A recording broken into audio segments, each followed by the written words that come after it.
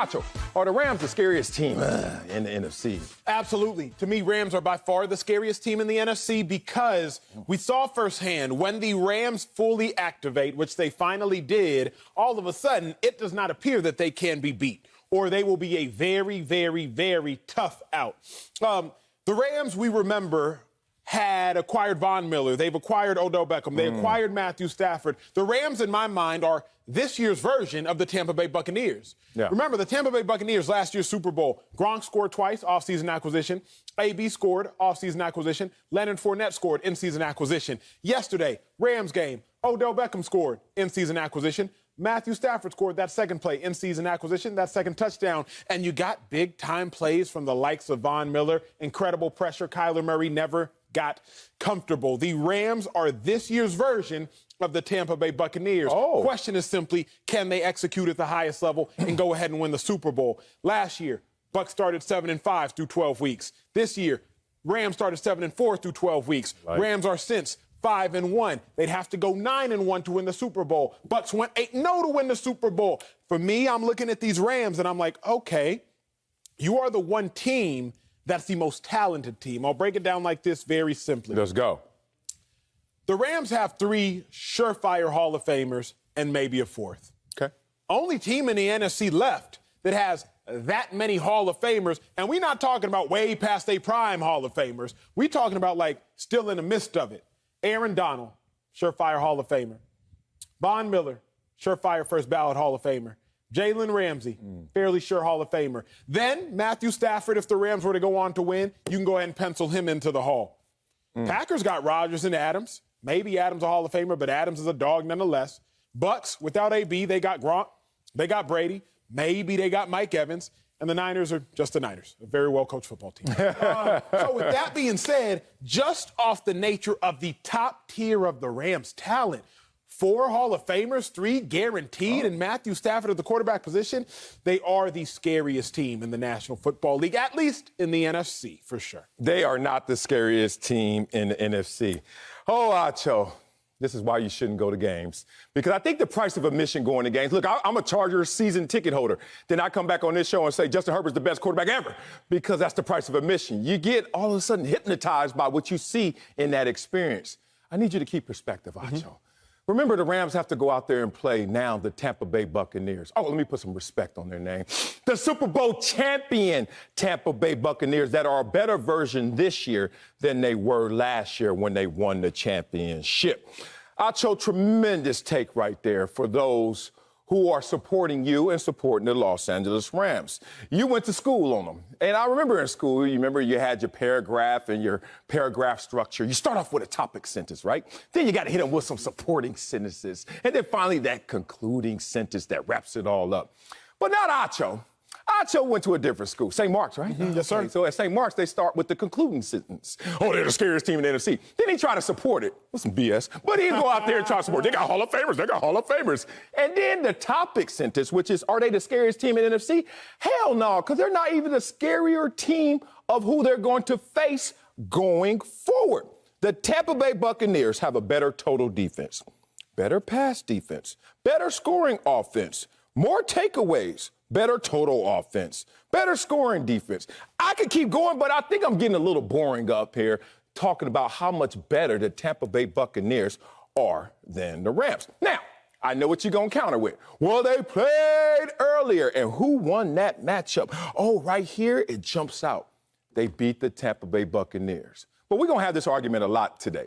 Well, they're a different team than they were then. Yes, the Los Angeles Rams are a different team, as well as the Tampa Bay Buccaneers. But when I look at the Rams versus all the remaining teams left, and I look at their record versus all the other 7 teams against the remaining teams, you know who has the worst record of all? The Los Angeles Rams. 1 win over those Tampa Bay Buccaneers that the leading rusher was Tom Brady in that game.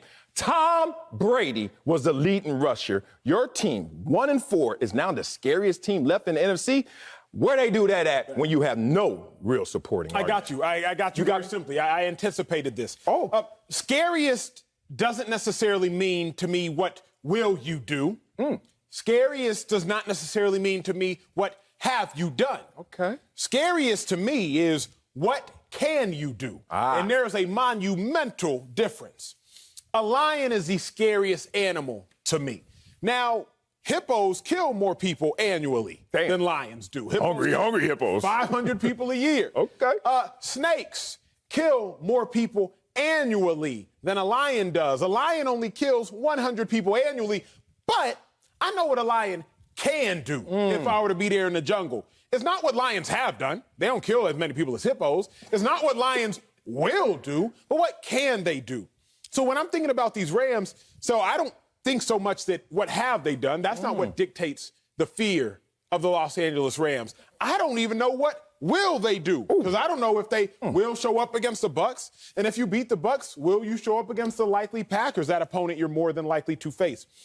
But I know what you can do, because we saw what Odell Beckham could do last night, high pointing the ball, touchdown. We saw what Matthew Stafford could do. I believe 4 incompletions, 2 touchdown passes yesterday. We saw what Cam Akers could do, 5.5 months removed from an Achilles injury.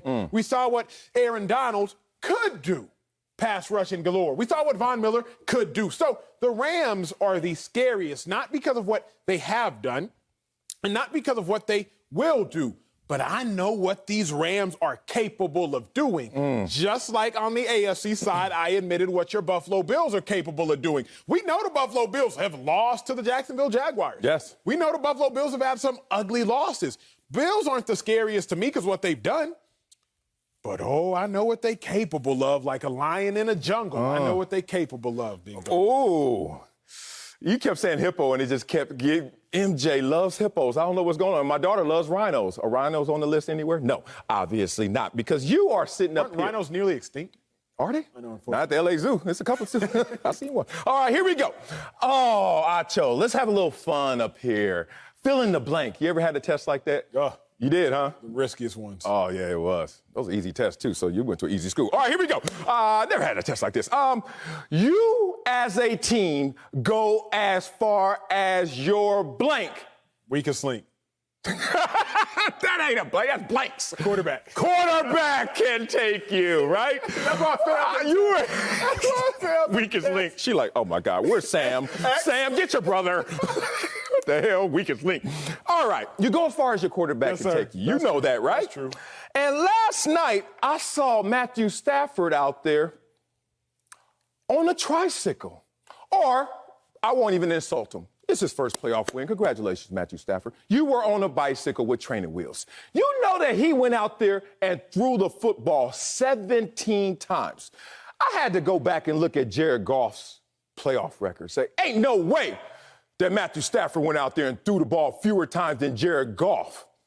You know that Jared Goff had never, ever thrown fewer attempts than 17 in any playoff game? Matter of fact, his first playoff game, guess how many times he threw it? 45 times. You trying to tell me that Sean McVay, when he had Jared Goff, trusted him 3 times more than he did Matthew Stafford? That's a logical fallacy, Stel. Don't do this to America. Why? They ain't gonna catch it? That's on you, America. I'm up here trying to win arguments. Here's the thing. No, it's not. Oh, the game plan. Oh, it's game plan specific. Jared Goff, in all of his 6 playoff appearances, to the tune of even one of them, he didn't even start. John Wolford reserve out there, double shot, is starting. Jared Goff never got down to 17 fewer attempts. Even when Sean McVay mentally already checked out on Jared Goff, said he out of town, he never put the training wheels on him like that. Why am I bringing that up? Because if you go as far as your quarterback goes, and now you got to go against the GOAT in Tampa Bay this week, where are they going?